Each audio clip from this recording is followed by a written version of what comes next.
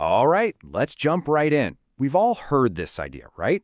That if you can just make it through 2 weeks of quitting something, sugar, social media, you name it, you're home free.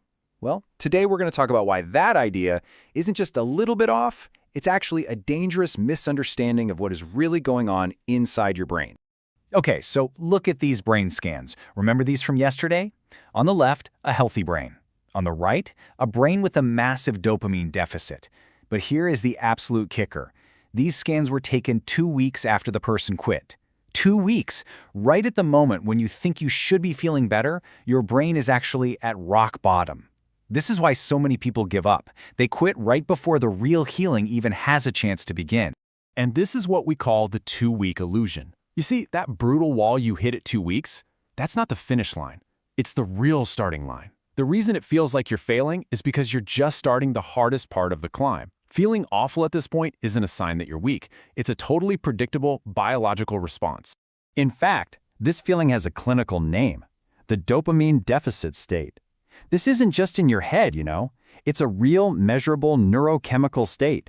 Your brain's entire reward pathway is basically running on fumes, and that directly causes all those miserable symptoms of withdrawal, the anxiety, the irritability, the intense cravings.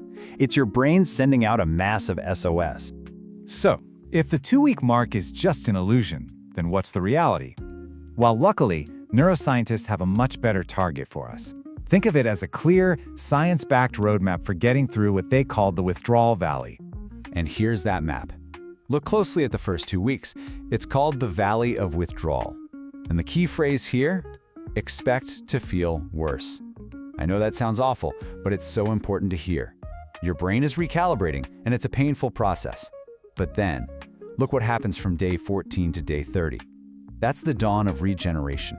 That's when things finally start to get better. And during that initial 2-week valley, you can pretty much guarantee you'll be dealing with this universal cocktail of misery.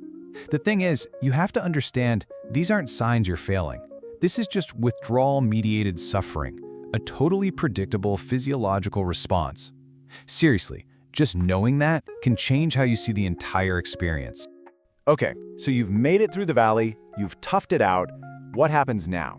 This is where the whole story shifts from just surviving to actually healing. Because after that 2-week mark, something pretty amazing starts to happen inside your brain.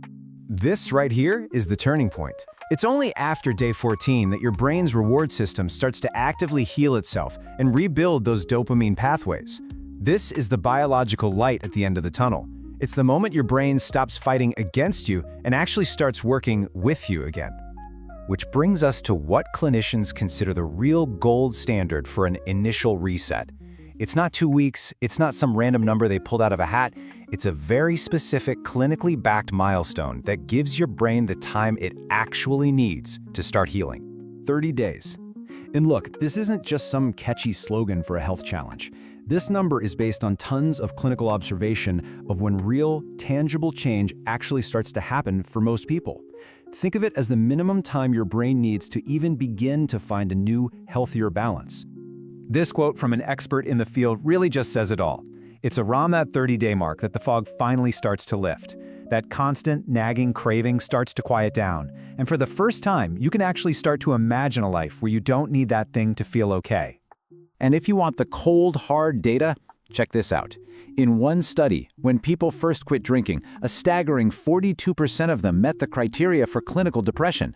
But after just 4 weeks, that's about 30 days, that number plummeted down to only 6%.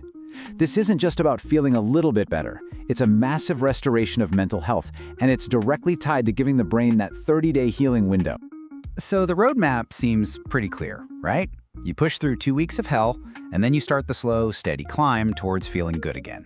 The science is solid, the timeline makes perfect sense. So why doesn't it work for most people? Well, it's because there's a hidden obstacle that trips almost everyone up.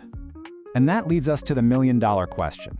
If we know this is the path, if the map is laid out right in front of us, why is it so incredibly hard? Why do so many people who start out with the best of intentions find themselves right back at square one before they even get close to that 30-day mark? The tough truth is, even with this clear map, most people don't make it. And it's not because they lack willpower, it's because they are missing one critical piece of the puzzle.